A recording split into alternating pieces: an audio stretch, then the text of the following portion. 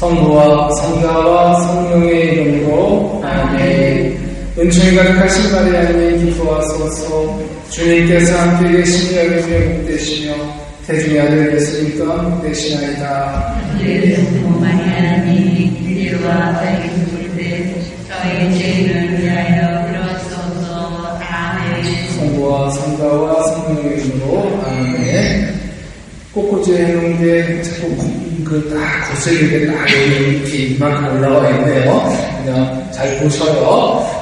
지난주는 성주간이라 못했고 전주에 하는데 소리가 안 들어가가지고 올리지 못했습니다. 그때 모든 성인의 통곡을 믿으며라고 모든 성인 통곡 이거에 대해서 좀 했는데 안타깝게 안 올라가서 좀 못 들으신 분들께 죄송하고요. 오늘은 이제 죄용서.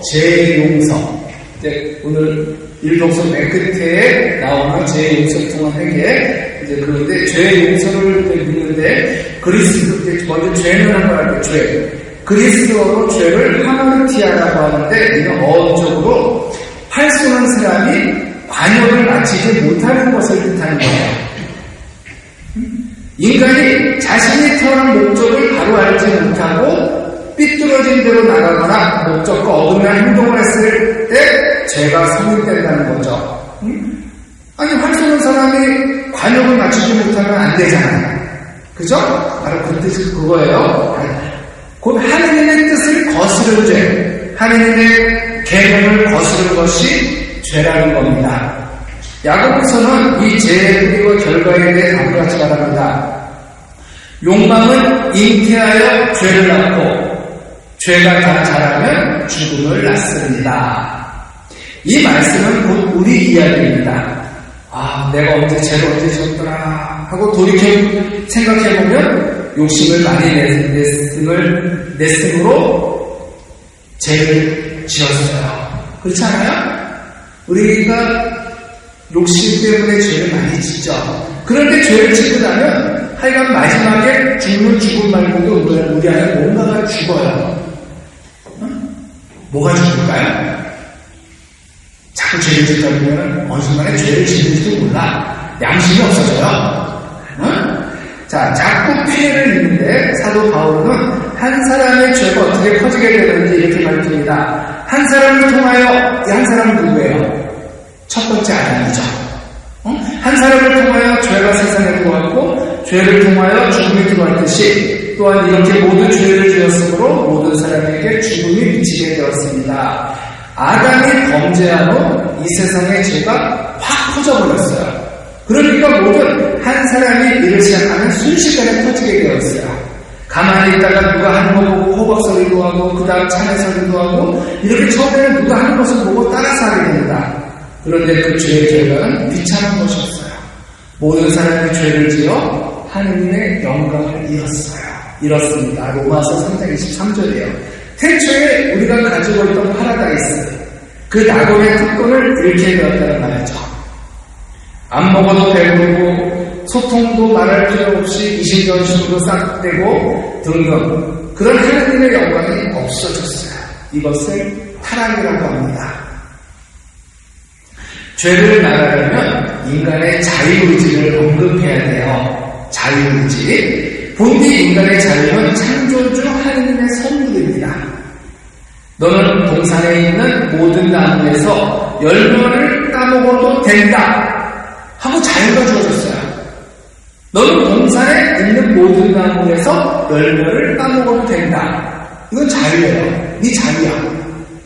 그러니 근데 선과 악을 알게 하는 나무에서는 따먹으면 안 된다 하고 조건이 따라붙었어요. 모든 자유로 우리는 자유민주주의, 요즘 자유민주주의, 자유민주주의 누가 자꾸 이렇게 자유로 펼치는데 자유에는 반드시 뭐가 따라요? 책임이 따르게 돼 있어요. 그게 조건이에요. 자유라고 해서 내가 하고 싶은 대로 다 하는 게 자유가 아니에요. 어떤 뭐가 테두리가 있어요. 우리의 가장 중요한 건 뭐예요? 자유주의에서 헌법이 허용하는 한에서죠. 내가 난 자유 그냥 한다고 해서 여러분들이 밤 12시에 남의 집 앞에서 노래 부를 자유 있어요? 근데 자유는 내 맘대로 하는 거 아닌가? 아니죠. 법이 허용하는 한에서 자유지 허용 밖에서 자유는 범죄예요. 그쵸? 많은 사람들이 잘못 알고 있으니까 자유를 내가 하고 싶은 대로 사는 게 자유잖아요. 나중에 또 자유롭게 살 게 아니죠? 가정을 팽개치고 맨날 밤낚시 가서 새벽에 들어오는 이게 자유입니까? 아니죠. 자유는 가장의 역할을 하면서 지켜야 되는 거죠. 자, 여기서 잠깐 이렇게 이걸 두고 이제 반문하는 사람도 있어요. 그 선악과는 왜 만들었어? 그것만 안 만들었어도 죄 안 짓는 거 아니야? 그러니까 그건 하느님 책임이야. 그거 만드는 바람에 우리가 욕을 먹고 이런 거 아니야? 하면서 책임을 하느님께 돌려요. 그런데 이 조건에 대해서 우리가 잘 생각해 봐야 합니다. 이것은 상징적인 의미가 있어요. 이는 인간의 자유를 속박하기 위한 조치가 아니라 하느님과 인간 사이의 질서를 보존하기 위해 주어진 겁니다. 하느님께서 세상을 만드셨어요. 그리고 인간에게 자유의지를 딱 주시고 나서 그 자유의지에 적어도 하게 될 선이 필요했기에 그랬던 겁니다. 적어도 이 선이 필요했어요. 그래서 나는 창조주로 너무 시조구이다. 딴건 몰라도 요 간격만을 뒤집지 마라. 내 선을 넘어오지 말라는 거예요. 인간으로서 인간의 선이 있는데 선과 악을 아는 것은 하느님이 있거든요. 하느님이 소관인데 왜 우리가 그거를 하느님이 데려가느냐. 너희는 인간이야. 이 선을 지켜주는 거야. 근데 우리가 살면서 여러분들도 마찬가지죠. 이 선을 못 지켜서 많은 관계가 깨져요. 부부 사이에도 남편과 아내의 선이 있어요. 부부라고 해서 이 선을 무시해? 그럼 부부 깨져요. 부모와 자녀 간에도 선이 있잖아요. 아무리 부모라고 해도 자녀에게 함부로 할 수 있어요? 없어요? 없어요. 요즘은. 자녀가 원하는 선을 지켜줘야 되는 거예요. 근데 나는 아빠라고 엄마라고 해서 아무 때나 아이들랑 노크 없이 문 열고 아이들 일기장 뭐 이렇게 뒤져보고 한다면 이거는 선을 넘어간 거죠. 지금 세상에서는 안 되죠? 바로 그런 거예요. 저는 가끔 이제 연인들 보면 연인들이나 부부를 보면 정쁜 게 잘못이고 여자는 남편이나 남친의 핸드폰을 아주 자유롭게 봐요. 그쵸? 근데 남친이나 남편이 자기 핸드폰 보려고 질색하나? 뭐 하는 거야? 왜 남의 걸 봐? 지는 남의 걸 다 하는 거야. 보면 참 그렇더라고. 여러분들 얘기가 아니라 연인들, 젊은 층에. 자, 우리 선이라는 게 있는 거예요. 우리 친구들도 자유로워요. 자유로운데 이 선을 못 지키면 우리도 끝나는 거야. 친구들도 선이 있어요. 넘지 말아야 될 선이 있는 거야. 근데 그 넘지 말아야 선을 넘었다가 자기를 타이든 옷을 벗는 경우가 많죠. 아니 이건 뭐 저희 친구들뿐만이 아니라 많은 거의 대부분 사람들이 그렇죠. 부부관계에서도 남자가 여자가 넘지 말아야 할 선, 뭐 예를 들어 바람을 내돌겠다든가 뭐를 다 하다가 감정이 깨지잖아. 안 들키면 그만인가? 안 들키면? 아니죠. 안 들킨다고 해서 하느님은 아시면 되고 자기 양심도 알고. 응? 자, 부모와 자식의 관계가 아무리 가깝고 민주적이라도 자녀가 부모의 자리를 넘보는 것은 용납되지 않는 거죠. 그렇죠? 아까 제가 자녀 얘기했지만 자녀가 부모의 자리를 넘보는 거 용납되지 않아요. 마찬가지로 하느님은 하느님이고 인간은 인간으로 머물자는 것이 선악과의 취지예요. 그렇기에 선악과는 형식 논리입니다. 도대체 그게 뭐길래 여기서 그것이 무엇인지는 별로 중요하지 않습니다. 중요한 것은 안 된다는 금령이에요. 금령. 안 된다. 바로 이 금령을 읽고가 형식 논리라고 하는 건데 적어도 안 된다고 하면 안 되는 줄 알아. 이런 말이에요. 여러분들도 자녀들한테 그러잖아. 안 돼. 이건 안 돼. 더 이상 얘기하지 마. 네가 아무리 얘기해도 이거는 안 되는 건 안 되는 거야. 라고 하잖아요. 바로 그거예요. 하나도 안 되는 건 안 되는 거예요. 응? 왜? 그분은 창조주이시고 우리는 피조물이니까. 또 이 선악과는 물고기에 있어서 물이라는 조건과 같다고 말할 수 있어요. 물고기에게는 물이 생존의 조건이죠. 물속을 깎아가니까 더 큰 자유를 얻기 위해 물 밖으로 나와. 어떻게 돼요? 물고기 생선 죽죠. 물고기 죽죠. 바로 그거죠. 아무리 깎아가더라도 나오면 죽어요. 우리도 마찬가지예요. 아무리 깎아가도 그 안에서 살아야 되는 거야. 자유를 찾아 나가? 그래서 어떻게 돼? 결국 끝은 죽는 거죠. 자, 욥기는 그 경계의 의미를 잘 표현해주고 있어요. 욥기 38장 11절에 이런 말씀이 있어요. 여기까지는 와도 되지만 그 이상은 안 된다. 너의 도도한 파도는 여기에서 멈추어야 한다. 네가 아무리 잘났어도 여기까지다. 넘어오지 마라. 이 뜻이죠. 그러기에 우리는 그게 뭐기를 하지 말고 안 된다라고 하시면 안 되는 줄 알면 되는 겁니다. 우리 자녀들에게도 어렸을 때부터 교육을 시킬 때 이걸 시키고 있어야 되는 거야. 요즘 아이들 어디 가면 지 하고 싶은 대로 막 하잖아요? 그런다.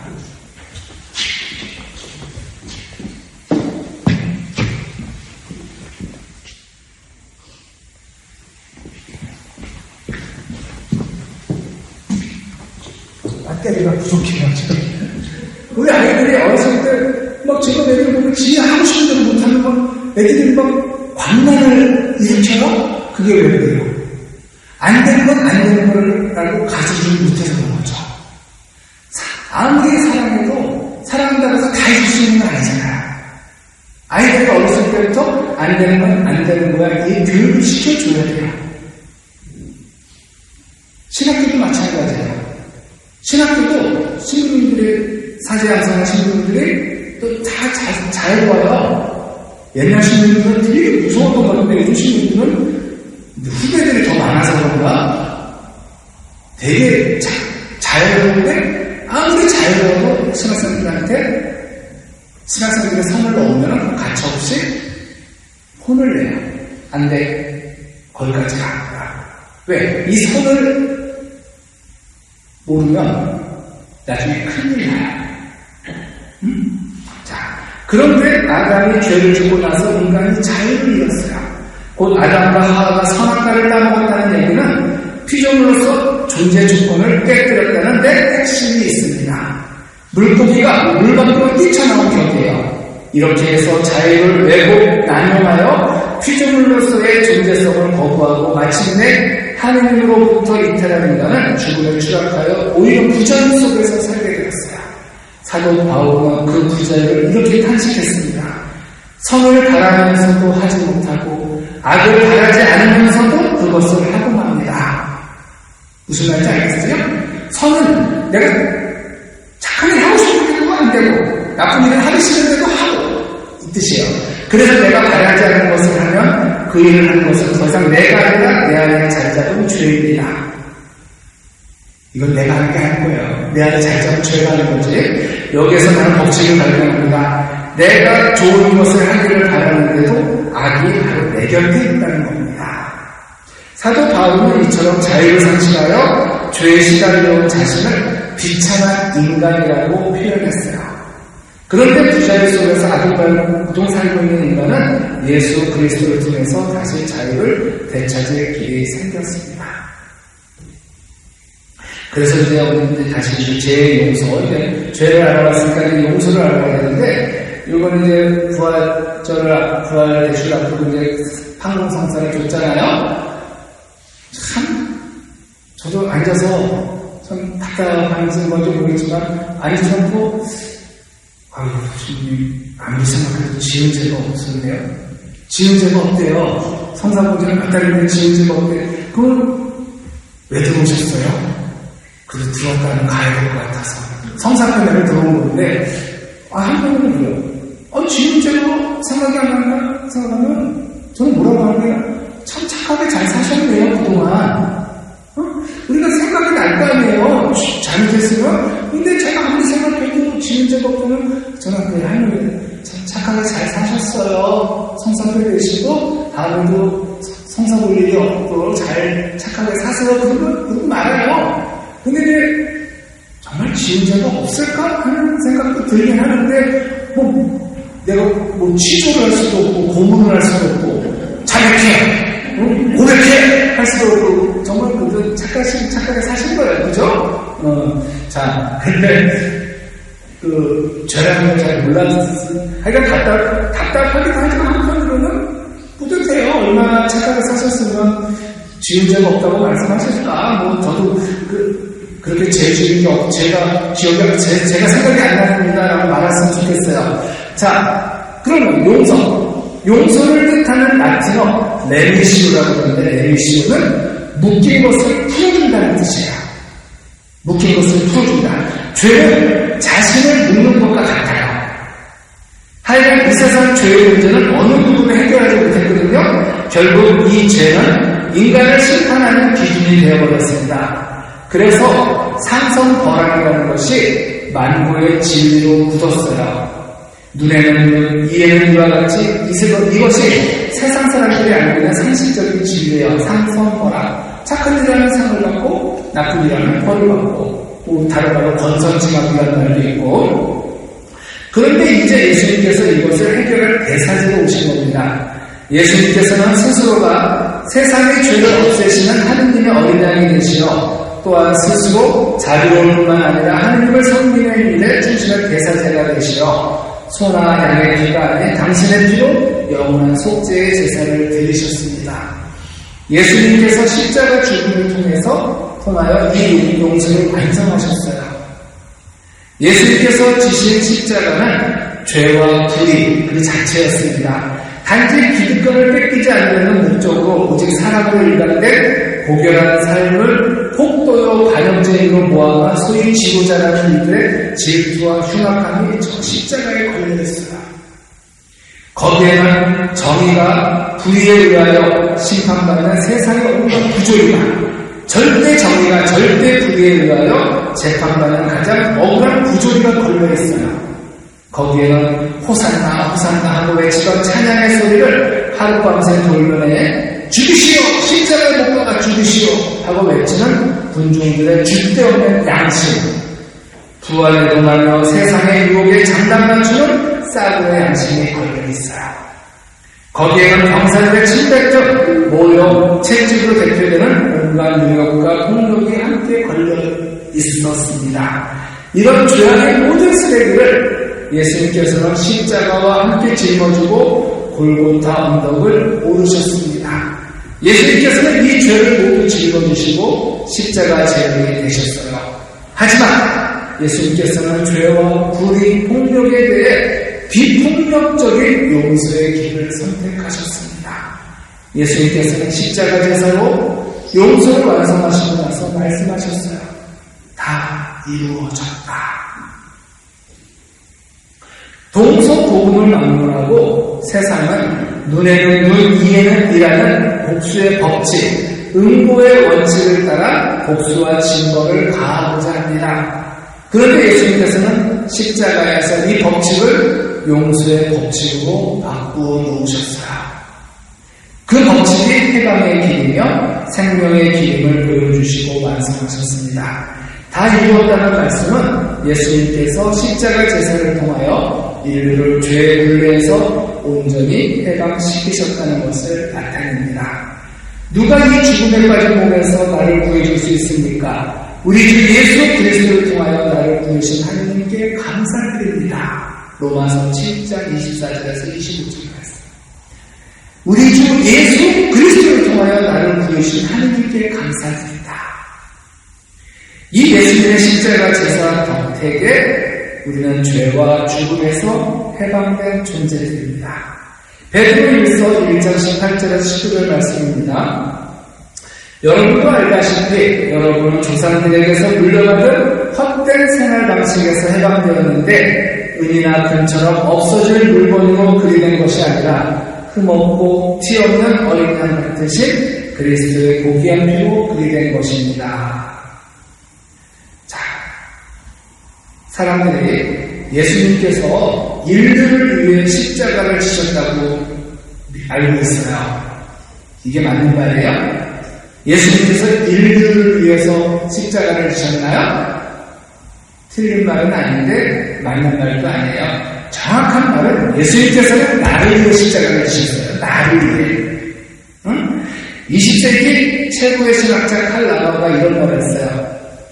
설령 단 한 사람만이 대죄를 범했다 하더라도 예수님께서는 그 사람을 위해서 십자가에서 돌아가실 것이다. 단 한 사람 때문이라도 예수님은 십자가에서 돌아가실 거예요. 이 세상에 70억 이상의 인구가 있지만 70억 정도 되죠? 우리나라는 줄어드는데 어디서 이렇게 늘어나는 거예요? 지금 우리나라는 인구가 기 때문에 전부 아프리카하고 동남아겠죠? 인도 뭐. 자, 이 세상에 70억 이상의 인구가 있지만 주님께서는 나 한 사람만을 위해서 죽으실 수 있다는 겁니다. 용서를 청하는 인간은 우리의 모든 죄가 철저히 부수어지고 구원이 결정적으로 이루어진 부활의 첫 새벽이 바로 나를 위한 새벽이었음을 믿어야 합니다. 나 같은 사람도 나도 포함되나 내 문제가 아니라는 20세기 최고의 신학자 말이에요. 근데 가끔 그런 분이 있어서 정말 짜증나.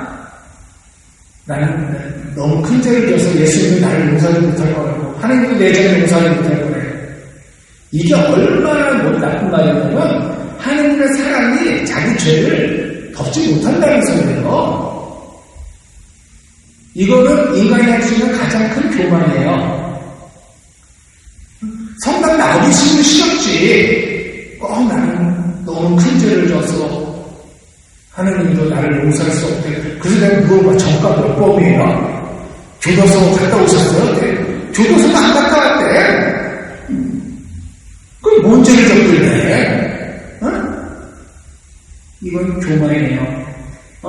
정가 몇 범의 사형수도 하나님께서는 용서하시는데 자기가 지어봤으면 얼마나 큰 죄이죠. 좀 누구 미워하고 그럴 게 있죠. 그런데 교도소도 한 번도 안 갔던 사람이 내 죄가 너무 커서 하나님도 나를 용서하실 수 없대. 그거는 뭐냐면 예수님이 나를 위해서 십자가에 못 박히실 필요가 없다는 거예요. 거부하는 거예요. 그렇죠? 나 같은 사람도 용서받을 수 있나요? 물론이죠. 어떤 죄를 졌어도 대신 용서받으려면 내가 용서받고자 하는 원의가 있어야죠. 용서해 주세요. 과연 저는 용서받지 못할 죄인이지만 당신의 용서를 받고 싶습니다. 나는 이런 원의가 있어야 되는데 저는 용서받을 자격이 없습니다. 용서 필요 없습니다. 이런 분들이 가는 곳이 어디에 이런 사람들이? 바로 거기에요. 거기 우리가 알고 있는 거기. 왜? 하느님의 사랑을, 하느님의 용서를 거부했잖아. 그럼 그 사람이 갈 곳은 어디야? 정해진 곳이에요. 이거는 하느님이 보내신 거예요? 거기 가라고? 아니에요. 자기 발로 가는 거예요. 여러분들, 제가 여태까지 살면서 공부하면서 기도를 느낀 건데, 지옥은 하느님께서 보내시는 것이 아니에요. 그쵸? 지옥은 누가 가는 거예요? 자기 발로 가는 거예요. 왜? 생각해 보세요. 우리가 무슨 죄를 졌어도 우리의 죄는 유한해요. 한계가 있죠?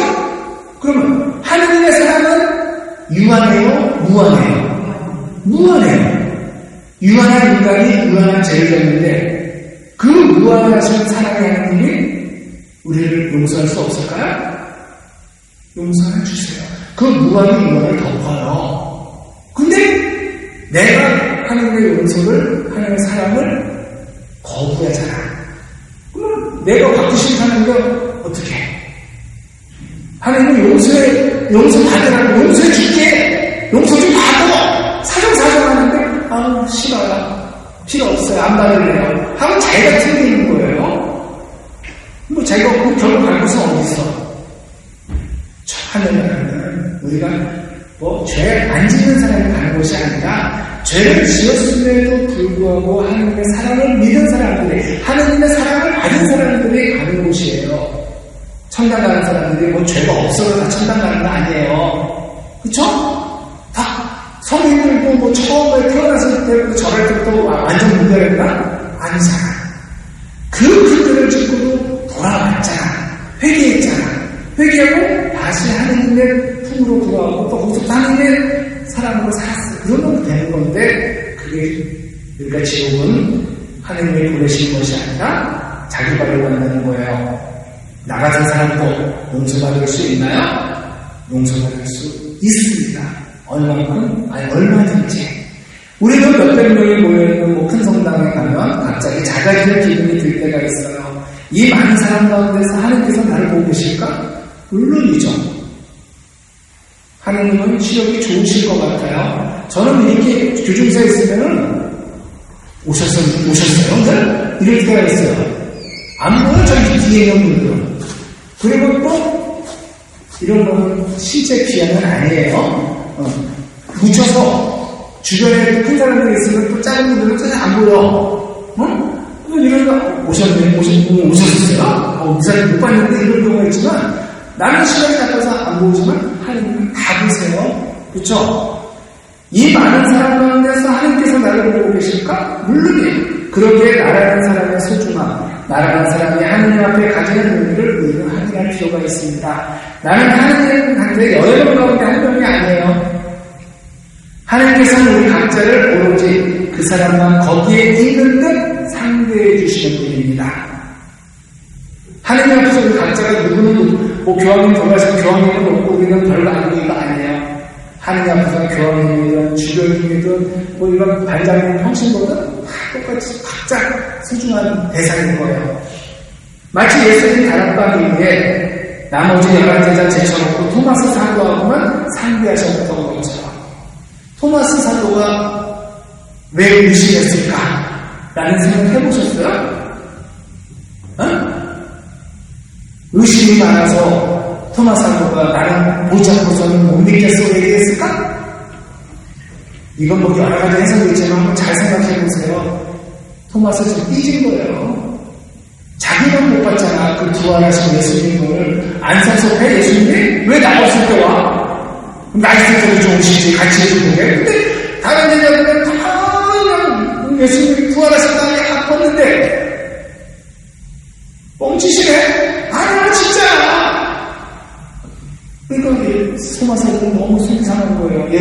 그러니까 그 속상 삐진 토마스를 풀어주려고 토마스한테 직접 오신 거예요. 바쁜 와중에도 그 사실밖에 없잖아요. 여기서 승천하려면 사실밖에 없는 그 바쁜 와중에도 아이 자식 한 번에 있는 거 거기 어디도 가지 말고 있지. 그러면서 그냥 그래도 그 사도 토마스 사도의 마음 어루만져 준 거예요.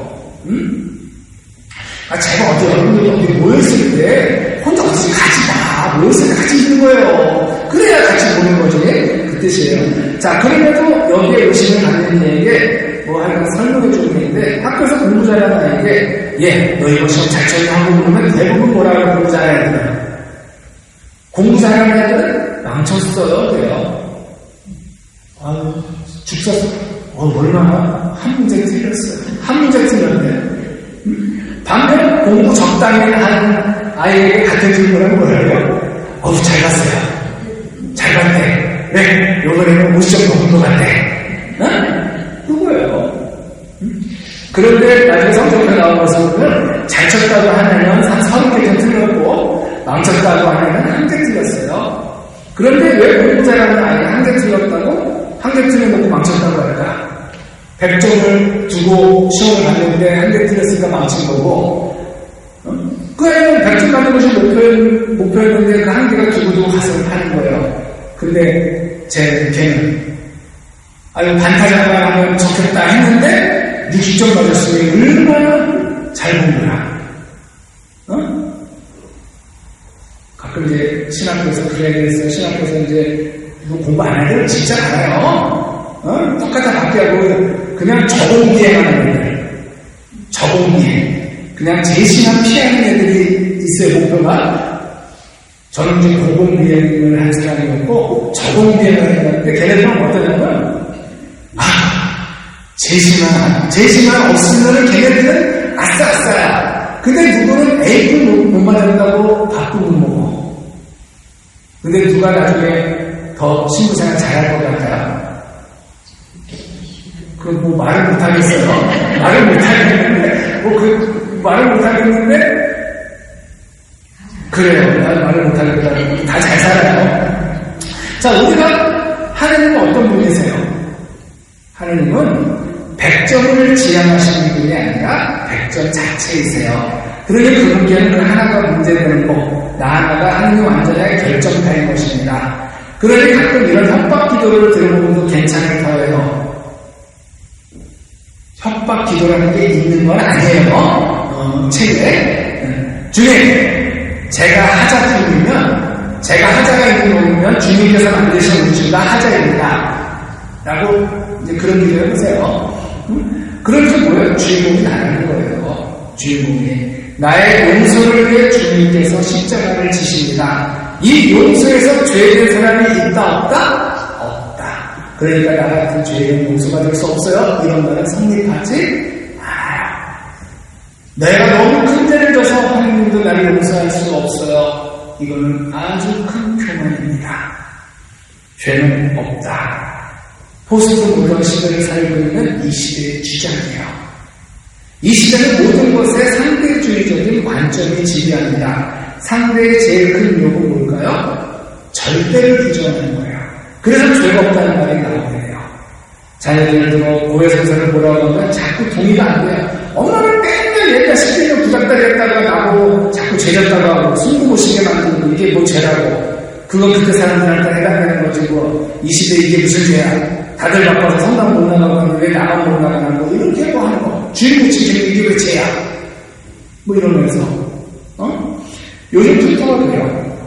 학자들은 학자들대로 학문적으로 부정합니다.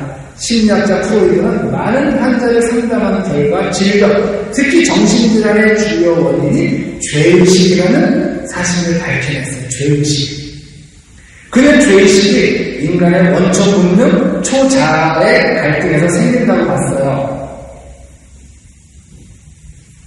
그가 말하는 초자아는 전통, 관습, 종교 등입니다. 인간의 본능이 이런 것들의 기식을 따르지 않을 때 죄의식이 생긴다는 거예요. 그러므로 사람이 죄의식을 벗어나는 일이 살 길인데 그러기 위해서는 초자아로부터 자유로워야 한다고 프로이드는 결론을 내렸어요. 요컨대 종교가 사람에게 죄의식을 자아내기 때문에 아예 종교를 버려야 한다는 겁니다. 요즘 유해인 운동이 대체로 이 노선을 취해요.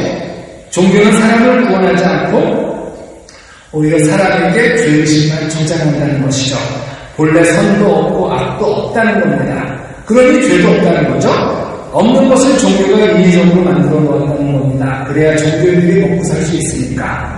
선이 있다면 그냥 자기 본능대로 자기 뜻대로 사는 것이 선이요, 악이 있다면 자기 뜻대로 살지 못하거나 마는 것이 악이라는 거예요. 과연 죄는 없을까? 없는 걸까? 이를 밝히려면 먼저 죄라는 말뜻을 확인하고 들어가야 합니다. 성경적인 의미로 죄, 히브리어로 하타와 그리스어로 하마르티아는 하느님 또는 계명을 거스르는 행위를 말해요. 한자로 죄는 요거죠? 요건데 뭐냐 설명만 할게요. 시줄과 날줄로 이루어진 그물의 별이가 아닌 것을 의미합니다. 별이는 천륜과 인륜을 뜻해요. 강상적인 즉 상과 모르를 범한 죄이란 말이 있듯이 천륜과 인륜에 어긋나는 것이 바로 죄라는 건데 그거 한자로 써가면서 설명을 했으면 좋겠는데 그럴 수 없으니까 이제 넘어갈게요. 그러니까 죄의 성립에 문제가 되는 것은 그 척도가 되는 하느님의 존재 여부 그리고 천륜과 인륜의 목표 타당성 여부입니다. 하느님께서 존재한다면 죄라는 것도 있는 겁니다. 계명, 천륜, 인륜이 목표 타당하다면 죄라는 것이 성립되는 겁니다. 이들을 거스르는 것이 바로 죄이기 때문이에요. 그런데 하느님께서는 존재하시죠. 부인하는 이들도 적지는 않지만 인류의 절대 다수가 믿어왔어요. 또한 양심, 계율, 천륜과 인륜 등을 동서고금의 사람들이 인정해 왔습니다. 그러므로 비교 종교학의 연구 결과는 이 사실을 뒷받침해주고 있어요. 그래서 그러므로 죄는 있는 거예요. 죄가 없다고 하는 사람들은 자기가 그러면 죄가 없다면 세상은 어떻게 될까? 세상이 어떻게 될까? 그건 동물의 세계죠. 동물의 세계. 동물의 세계는 죄가 있어요, 없어요? 없죠. 사자가 배고프다고 사슴을 먹어 죽였어. 그게 죄예요? 죄 아니잖아. 걔는 그게 본능이잖아요. 근데 내가 배고프다고 나는 이제 털었어. 나 배고파서 털었어. 이게 죄예요? 이게 죄가 아니라 그러면 동물이지 뭐. 하이에나고 뭐가 되나. 자.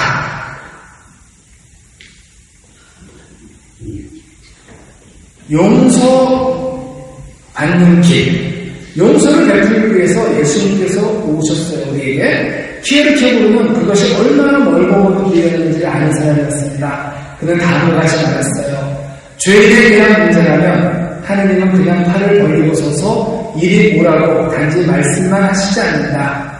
줄고 서서 기다리신다. 탕자의 아버지가 그랬던 것처럼. 아까 제가 말한 사울이들은 하느님의 사랑을 몰랐던 사람이에요. 그러니까 그렇게 말할 수 있는 거예요. 아니면 그 당시에 이 사람들이 왜 그러냐면 종교인들에게서 잘못된 걸 본 거예요. 종교인들, 특히 뭐 신부, 목사들이 돈독이 올라가지고 그 성인들의 피를 빨아먹는 부정적인 모습을 봤기 때문에 종교는 인간의 악행이다 이런 걸 나누고겠죠. 가실 때 14만 원밖에 없는 교황님을 그 사람들이 알았더라면 자, 아니다. 그분은 서서 기다리시지 않는다. 맞아요. 그분은 서서 기다리시지 않아요. 왜? 그분은 찾아 나서세요. 여러분의 자녀가 없어졌어요. 집 나갔어요. 그러면 여러분들은 집에서 그냥 서서 기다려요? 아니잖아요. 찾아 나서잖아요. 하나님도 찾아 나서시는 분이에요. 마치 목자가 잃은 양을, 여자가 잃어버린 동전을 찾아 나선 것처럼 그분은 찾아가시는 분이에요. 아니지. 그분은 이미 가셨죠? 그 어떤 목자가 여인보다 무한히 먼 길을, 진정 그분은 하느님 신분에서 인간 신분이 되기까지 무한히 먼 길을 내려오셨어요. 그렇게 주인을 찾아오신 거예요. 기억해보아 이렇게 얘기한 거예요. 예수님께서는 십자가 제사를 통해 몸소 이루신 용서가 제자들을 통하여 모든 시대, 모든 일에서 구체적으로 실현되기를 바라셨습니다. 그래서 예수님께서는 베드로를 비롯한 제자들에게 땅에서 죄를 용서하는 권한을 주셨어요. 키에로케고르가 한 얘기 다시 한 번만 할게요.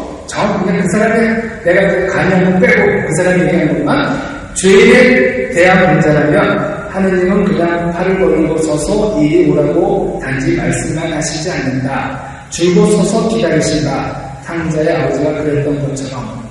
아니다. 그분은 서서 기다리시지 않는다. 찾아 나서신다. 마치 목자가 잃은 양을 여인이 잃어버린 동전을 찾아 나선 것처럼 그분은 찾아가신다. 아니다.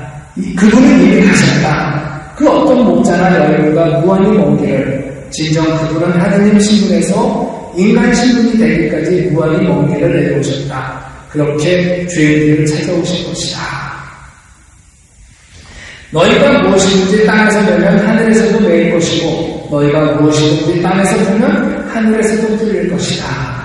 예수님께서는 부활하신 이후 용서의 권한과 사명을 더 분명하게 제자들에게 양보하셨습니다. 너희가 누구의 죄든지 용서해주면 그가 용서를 받을 것이고 그대로면 그대로 남아있을 것이다. 여기서 확실히 해줄 게 있어요. 예수님께서 말씀하실 때 분명히 그 청중에 따라 말씀하시는 내용을 가르치고 수위를 조절하신다는 사실이에요. 예수님은 똑같이 말씀하시지 않아요. 제자들에게 말씀하실까 군중에게 말씀하실까가 달라요. 이거는 친구들도 그렇죠. 어린 상대 강론한 거하고 교주사 강론을 똑같이 할 수가 없죠. 말투도 달라져요. 저 어린 상대 얼마나 깜찍한데요. 어린 상대는 아닌 저 열불동도 얼마나 깜찍한데 안 그러고서 이렇게 해서 애들이 따라해요? 그쵸? 말투도 바뀌고 몸도 율동도 내가 먼저 하고 아유 진짜 안 그러면 애들이 안 해요. 응? 어린이하고 안녕하세요. 먼저 힘듭니다. 힘들어요. 자, 근데 같이 할 수가 없어요. 듣는 사람에 따라 내용도 다르고, 예도 다르고, 말투도 달라져요. 예수님도 마찬가지셨어요. 그런데 이 말씀은, 지금 하신 말씀은 12사도를 겨냥하신 말씀이에요. 곧 용서의 권한과 사명을 사도들에게만 국한하였다는 말이죠. 이 권한과 사명은 그대로 제자들의 후계자들에게 계승돼요. 여러분 자신과 모든 양들을 돌고 잘 보살 드십시오. 성령께서 여러분을 양들의 감독으로 세우시어 하느님의 교회, 곧 하느님께서 당신 아들님의 피 얻으신 교회를 돌보게 하셨습니다. 이 용서를 받기 위해 우리에게 필요한 것은 회개입니다. 이 회개는 세 가지 차원으로 이루어졌죠. 우리가 회개, 그러면 습관적으로 윤리적인 회개만 합니다. 착하게 살겠습니다 하고. 근데 그것만 회개는 아니에요. 그런데 진짜 회개는 지성적인 회개예요. 착하게 살겠습니다는 윤리적인 회개예요. 근데 지성적인 회개가 필요해요. 이거 뭔지 아세요? 지성적인 회개. 가치관이 바뀌어야 되는 거예요. 가치관이. 내 가치관이 바뀌지 않고 그 가치관의 틀 안에서 조금밖에 뉘우쳐봐야 소용이 없어요. 우리는 관점을 바꿀 필요가 있어요. 지금껏 내가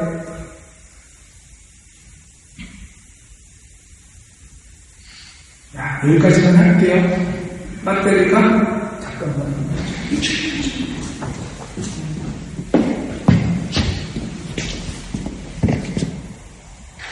10% 남았어요. 맞아, 할 수 있다.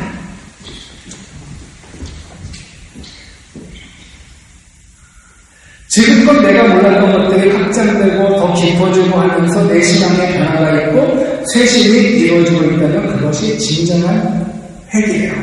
그 다음 가장 상등하게 높은 회개는 주님께로 향하는 영성적인 회개예요. 곧 주님과 나의 영성적인 관계를 성찰해서 내가 주님을 위해 기도 시간을 더 내겠습니다. 내가 주님 속을 해야 되고 주님의 뜻을 행하는 데 노력하겠습니다. 주님께서 원하시는 사명이 무엇입니까를 묻는 회개예요. 고해 성사를 준비하면서 만날 사람들께 치고받은 것만 생각하지 말고 제가 아직도 사명을 깨닫지 못했습니다. 하느님 죄송합니다. 제가 불효자입니다. 라는 것들을 생각할 수 있을 때 이것이 진짜 회개라는 것이죠. 다음 주에는 좀 용서에 대해서 좀 더 하고 다음 주에 이어서 용서에 대해서 하겠습니다. 배터리가 부족해가지고 중간중간에 약간씩 끊겼는데 이해해 주시기 바랍니다. 영광이 성부와 성자와 성령께 성과 같이 이제와 성령의 아멘. 성부와 성자와 성령의 이름으로 아멘. 안녕히 계세요.